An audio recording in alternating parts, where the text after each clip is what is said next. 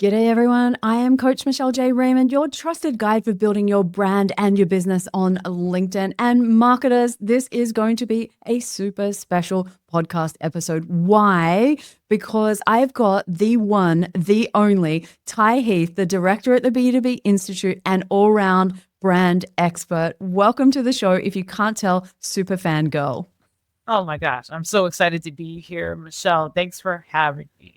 It is my absolute pleasure. And this is a conversation that if you want to know what's working on LinkedIn, I thought, well, there is no one else because you are the director of all things research at the B2B Institute. And you guys are investing time, energy, resources into figuring out what works in the B2B marketing space.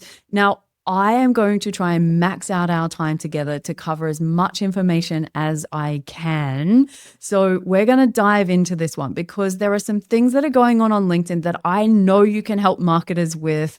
And I love the research. So if people are listening and or watching to this podcast, don't forget to go and follow the B2B Institute company page and also give Ty a connect request as well. So Ty, I'm just going to dive straight into this because there's something that I'm seeing when I'm doing audits with clients. It's something that I think is the biggest problem. So we're going to start with the biggest one first.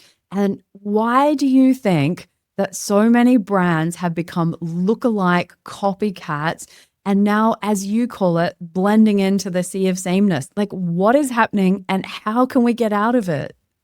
Yeah, we need to get out of the sea of sameness. And that's exactly goes back to the heart of the mission because we're on a mission to build famous B2B brands. And the only way you do that is to be memorable. But if we all have the same color, that's hard to do. Like it's hard to distinguish. And if I hear one more person say be to boring, I'm like, come on, like this is the opportunity in front of us. So I think that, the fundamental issue is that B2B marketers have been conditioned to believe that being professional means being boring. And I don't know that that's exactly what they're thinking, but for some reason, that's how it's manifesting. And there's this dichotomy where we think we either have to be corporate or safe or somehow we're not credible. But the research shows that it's distinctiveness, it's being remembered that drives growth. If we say the brand that's remembered is the brand that's bought. And you cannot be distinctive if you sound like everyone else, or to your point, Michelle, if you have just a slightly different shade of blue in your branding, someone might mistake your brand for someone else's. But, I think if I were to unpack this like in a therapy session with you right now for everyone listening who might be stumbling here a little bit, there are a couple things that are happening. So one, we tend to prioritize functional messaging over emotional and distinctive approaches. So we do this thing of like listing all the features and benefits. We have this trend that we talk about at the B2B Institute called the product delusion. And it's this idea of like, what would B2B marketers sound like if they were to market like a Coca-Cola beverage? And it would be like, we have a brown fizzy beverage. It's delicious. It's 96% likely to quench your thirst. That is insane. And Coca-Cola knows not to do that. That's why they have a red can, a white stripe. They've got polar bears. Essentially, they're using distinctive brand assets. They're building memorable brand experiences. So that's what we need to go. I think there's this other belief that B2B buyers are purely like rational robots that are making decisions purely based on the facts and that are not responsive to creativity and emotion. That could not be further from the truth. It can be a very emotional decision for people. So we want to mitigate risk and be memorable in doing that. And then there's the approval process nightmare. So I will say that this is something that's distinct from B2C because in B2B, we're playing a different game. I think that's what it's part of the fun. But you've got your CMO, you've got your sales director, you've got product team, legal, CEO, procurement. What tends to happen is that each stakeholder can like water down the creative more and more until you're left with something that offends no one, but it also excites no one. So it's like the boldness gets committed to death. So there's a lot of, like, if you add all those things up, it equals to why we are where we are. This the mimicry, people looking at competitors and copying what seems safe. If you choose to go in the other direction, it's the distinctiveness that builds the mental shortcuts within people's minds. And then when they encounter a buying situation, what people do, the first search engine they search is the one in their mind. And that distinctive brand is the one that's most likely to get recalled. So it's not necessarily about being better, it's about being different enough to be remembered when it actually matters. There's this moment, Ty, that when I have conversations with the B2B marketers that I work with, and when I'm doing an audit, say of their company page or their activities on LinkedIn, there's this genuine fear that if we try something different, if we have some fun, if we go a little bit left of center, we're going to blow up the whole brand and it's all going to come crashing down. And we're on LinkedIn, and on LinkedIn, you have to be professional and you have to be safe. And we are dealing with CEOs and corporates. And, there's no way, Michelle, that we could ever do anything fun. And I'm like, yeah, okay, so you're just like everybody else. And like you said, no one can recall who it was or what they do. And, I have seen examples, like I said, of two brands basically being the two main players in the industry looking identical, sounding identical. And don't even start me on stock images, because honestly, like that's a whole other thing. I'm not even going to open that can of worms. You and I can just roll our eyes and just go, please no more. But I don't want to talk about that all day because we have so much to cover. So I appreciate the whole point of what we're trying to do is stand out, create distinct memories, and so that people can recall our brands. Like, this is how we win at LinkedIn. So get out of the sea of sameness. There's a great paper on the B2B Institute's website. If you want to know more about this, there's a great paper and video, which I'll be sharing as well. So moving on to my favorite subject, which I asked you specifically, could I cover this topic? Because it's a hot topic on LinkedIn, especially for my audience. Organic company page reach is way down when it comes to LinkedIn compared to posts that maybe employees can do on their personal profiles. And the general advice out there, of which I do not subscribe to, no surprises, is that brands shouldn't even bother investing in building their company page up, that all of the effort should just go into supporting employees to create the content over there. What would you say to this? Like, is there any purpose to building a company brand on LinkedIn if the reach doesn't compare to your individual humans? That is, wow. Okay, so let's correct this one. Let's get this one straightened out. I invite people to think about like all the different touch points that you have to build your brand and the different role they play. And I think what you're describing is this place where people are getting trapped in sort of this either or thinking. They're saying, do one or the other, but a world exists in which all of these things support your brand building efforts in different ways. So let's do a metaphor, because I love metaphors. We're obsessed with mental models at the B2B Institute. So think about it this way. Your personal accounts are your front door, but your company page is your living room. So everyone's following so far, right? So someone first discovers you more than likely through a personal post or maybe through employee advocacy. They get to know you, get to know your brand. You're talking about something, you're sharing your expertise, but where do they go to learn more? Where are they going to dive more deeply in? What's the next step? One of the things they can do is visit your company page, right? And if that page is generic, outdated, boring, you just wasted all of the work that your personal content did. So, right? So, someone sees your CMO's thoughtful post about industry trends. They click to learn more about the company. They find a company page that's thoughtful, distinctive, human. That's the cohesive brand experience that they want. And that actually builds trust. I don't know how many of you who are listening have had the experience. This is kind of like the nightmare scenario. Like, picture same great personal post, but someone clicks through And then they see what you talked about in the previous question, Miss Michelle. They see like a bunch of generic stock photos, a bunch of corporate jargon, old press releases. And now like that you can see how the trust starts to diminish. So you've just undone all that work. Someone's knocking on the front door and then they get into a beige waiting room with like elevator music. And Ouch. that is ouch. Like I'm just trying to drive the point home. I'm driving the point home here. I Okay. am sitting here trying not to just go, yes, yes, yes. That's what I've been trying to tell people. I mean, I'm a cake and eat it kind of person, or my official term is the power of two. Like, we've got to bring these two things together. They don't exist in their own separate worlds. Like, one relates to the other. I'm absolutely, if you hear me talking about the front door and the lounge room going on, like, yeah, I learned it here first. Secret. Like no one wants to be like, wait, where am I? Like what's happening?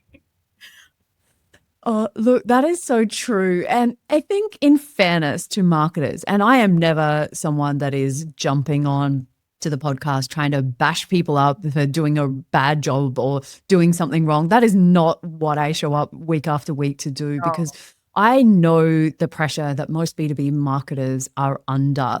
And when I've been reading some of the B2B Institute's research, where we're balancing brand versus demand marketing, so the research says, invest more money in branding because that will deliver better long-term results.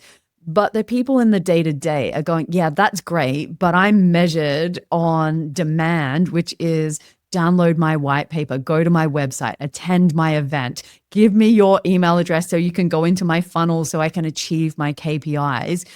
To those people who are struggling to find the right balance between brand and demand, could you elaborate why this is really important to get that balance right, and how they can shift things a little bit towards building brand as having a better ROI in the long run? Absolutely. I just want to underscore what you just said, because like this isn't about calling anyone out. We're all growing here. But the point is that if you invest in creative, it is one of the biggest drivers of growth and memory. And because the industry is what it is today, there's so much opportunity for people who choose to be bold. And I think that's the point we're trying to make. And the point is about the opportunity. And that takes us to like the balance between brand and demand and how to think about it. And I think it's one of the most critical kind of misunderstandings in B2B that's been going on for a while. And part of the reason we exist is actually to address this misunderstanding, because and we actually have a trend called war on brand because of what we've seen as the underinvestment in brand and this positioning of that the competition for budget when they're actually independent. Like we should be holding hands, right? Am I right? Like we should be, we should be together. Like you see so many teams that were set up where the brand team is not even talking to the demand team. And that means there's a lot of missed potential there. Let's use another metaphor, because demand generation without brand is like trying to harvest a crop but you didn't plant it. So what might happen is like you could get some immediate results. You're going to capture any latent demand out there, but essentially what you're doing is you're borrowing against future growth. So you're doing lead magnets, you're doing demos, you're doing free trials. You might hit your quarterly numbers, but what happens when competition starts outbidding you on things? What happens when your cost per acquisition keeps going up because there's no brand equity to help pull some of that weight? When your sales team has to work twice as hard to close deals because prospects haven't heard of you before. That's why that's a tightrope that we have to walk. That's what makes our job fun, hopefully. But you don't want to be a race to the bottom on price because you're a commodity, because you haven't built the brand side, which is the mental availability that makes your demand activities more effective. Going back to the beginning, we want buyers to think of us first when they're ready to purchase. You want to be the first go-to for them, not one of like many results that they vaguely know about. And I think, that's where LinkedIn comes in. I think more specifically, because I think it is a great platform to do both simultaneously. A piece of content that has a genuine insight that builds brand equity while demonstrating your expertise at the same time, and there's a lot of different ways to do it. And a lot of companies that are doing it really successfully on LinkedIn. Yeah. Do you have any examples of companies that is your go-to when you think, because often I think success leaves clues, and instead of people trying to figure this out for themselves, are there some brands that you've seen that do this pretty well? I know I'm putting you on the spot, but I'm hoping that there's someone that jumps out straight away, because this is the whole point, right? That it is a brand that in your mind is taking up that space, that you can recall quickly, that is standing out compared to the competition. That is the purpose of all of this. So who would be your go-to brand that maybe listeners could check out? So I'll give you two brands to check out. So one, check out Slack. People, imagine a number of people use Slack. They created documentary style videos showing companies struggling with communications before the solution. So it was like raw, honest, relatable. It wasn't like super polished. So that helps to build brand authority while leading people to want to learn more. And then I imagine many folks here have to manage projects.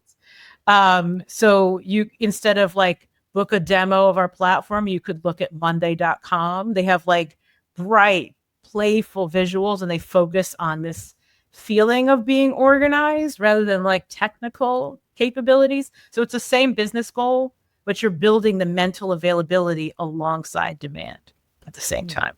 I came across the monday.com one recently. Somebody else at LinkedIn here in Australia, was talking about it, and I went and checked it out. And I really love how they're using characters as well in their content. Like, they stand out, they're fun. And that's something that I've been trying to encourage my clients to embrace, that even if you're not a super huge brand and you don't have a big budget, there are so many easy ways that you can do this. I know some office pets are making a comeback in some of my clients' content because they didn't have the budgets to be able to go and get, big creative done around characters, but they're using what they've got. And sometimes it could be as little as an emoji that you use all the time. It could be a little graphic, but just something that makes it stick. And, this is the thing I think you said before, choose to go bold. And I think we should have that on t-shirts. I think that is going to be the thing that is going to differentiate average marketers from those that are just crushing it and getting the results that they want for their businesses, is the ones that are prepared to do things that other people aren't prepared to do. Because I acknowledge that telling someone, go and do something that makes your brand stand out into a group of one, is petrifying, because we're taught, be part of the herd, go and join in, don't be the odd one out. In Australia, we call it tall poppy syndrome. Like, if you stand out, we're going to cut you down at the knees and bring you back down to everyone else's level. I've spoken to clients and worked with them in Sweden, and it is like nationally the thing to do is everyone does same. Like, that is culturally what they do. And I've had to learn that, yes, pushing people and saying this is great for your marketing is actually really scary for a lot of people. And so, but the rewards, like your research at the B2B Institute and the Edelman reports and research that they do, like those two combined, like just serve it up on a platter that this will, give you a reward for efforts. But I acknowledge that for some people that's going to be a big step to take that. But everything we've been, by the way, what you just said, and that's very real. And by the way, our research exists for you to help you make the case for the stakeholders to understand and prove why you should do that. Yeah. And I just love it. Like, I'm there reading it all the time. I was lucky I got to have Professor Jenny Rumanek on the podcast a while back as well. And it was the most popular episode of that year. And people were just drawn to all things distinctive assets that we were talking about at that time. Now, memory building has been at the core of everything that we've been talking about today. And also, I think, at the core of the things that maybe B2B marketers overlook, because we're so focused on KPIs and metrics that maybe drive us in a different direction. But what practical advice would you give to marketers who want their LinkedIn content to stick How can Mhm. we actually do that and create these memories? Yeah. So we actually, and you'll hear me say this time and time again, marketers are in the memory business. Memory is absolutely everything. And I think this is where marketers in B2B, we tend to work against our own interests. Like what we'll do is we'll post once and expect magic to happen. But memory building requires, and this is probably something that Jenny Romaniak said in her conversation, it requires this consistent, distinctive cues over time. The other thing you'll hear us say is that great brands wear in and not out. They wear in. And if you think about like iconic campaigns, like A Diamond is Forever from De Beers, like they've been using that message for a long time, or even Priceless from MasterCard. More recently, the lovely campaign from Workday, the Rockstar campaign, which is hilarious. I don't know if people have had a chance to check that out. I was so psyched the other day to be scrolling through LinkedIn and to see that they had reinvested in the Rockstar story. Because in my mind, I wondered, like, this was such a fantastic campaign. It actually won a Lion at Cannes. And I was like, I wonder if they're going to continue on. And they did.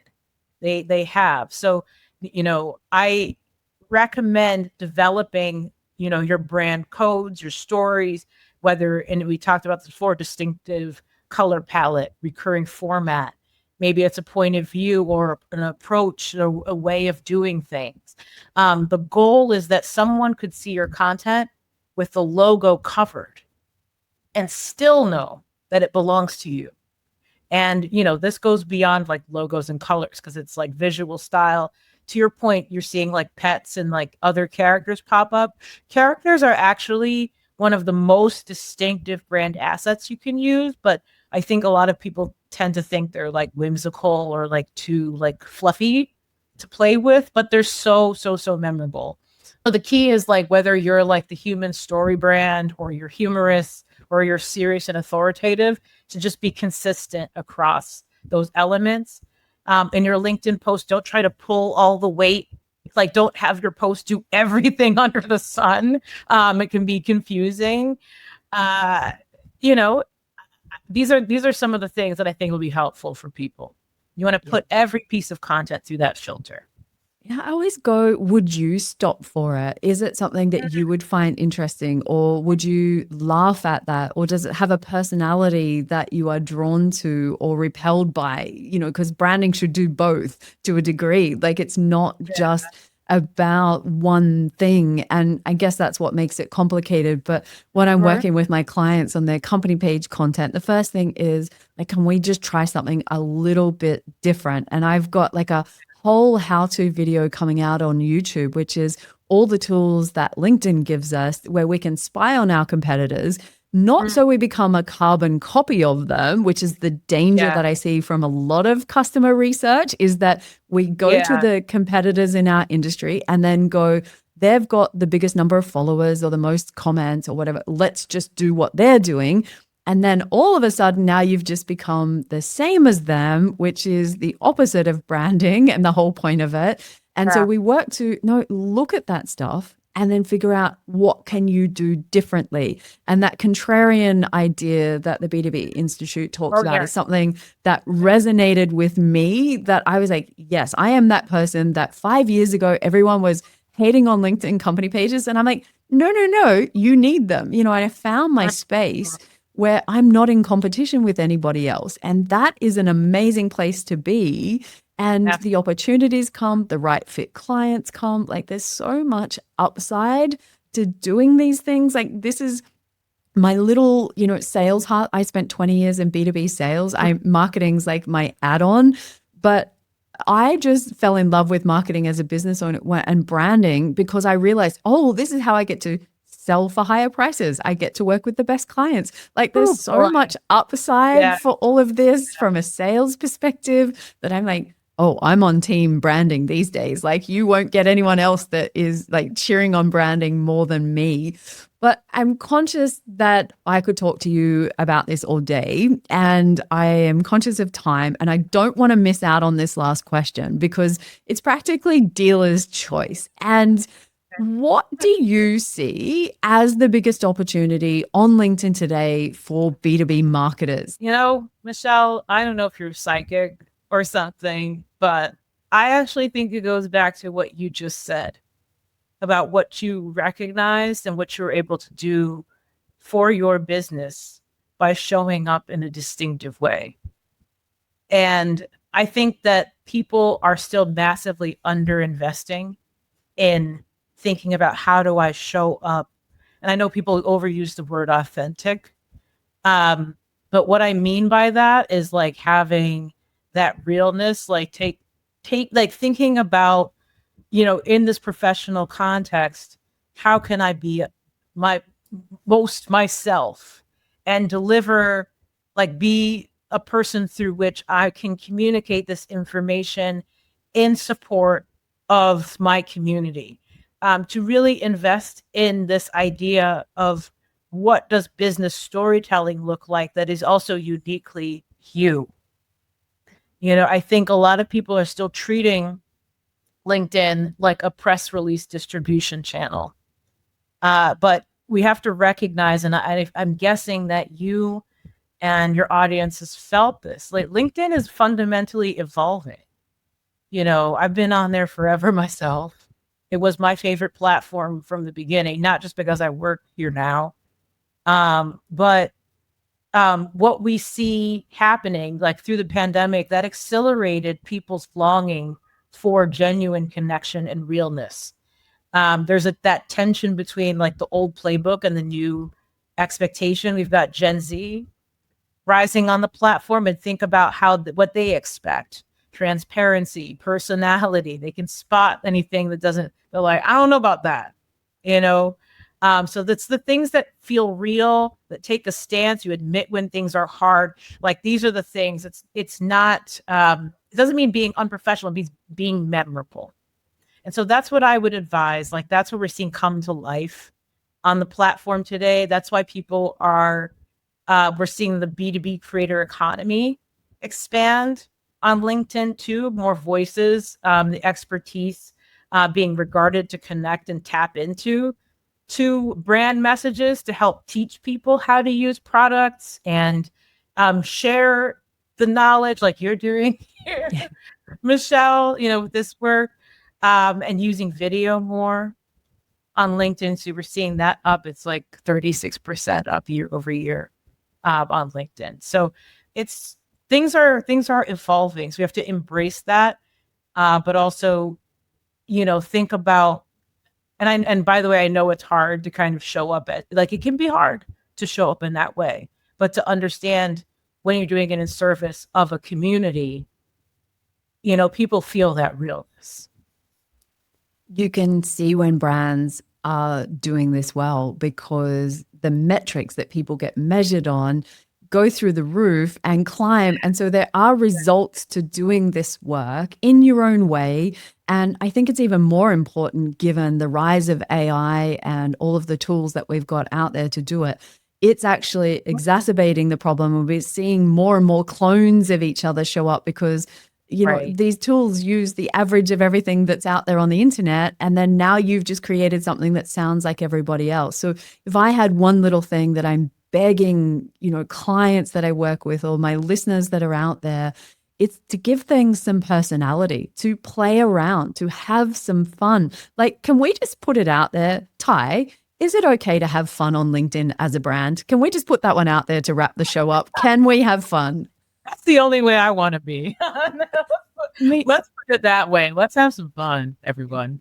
Look, I think that's the best place for us to wrap up this conversation. It is okay to have fun. Ty Heath, director of the B2B Institute, an all-round B2B brand expert. Thank you for everything that you've shared today. It has been absolutely everything that I wished it would be. So I appreciate you. Thanks so much for having me, and cheers, everyone. Feel free to connect with me and find us at b2binstitute.org. Absolutely. Until next week, listeners, cheers.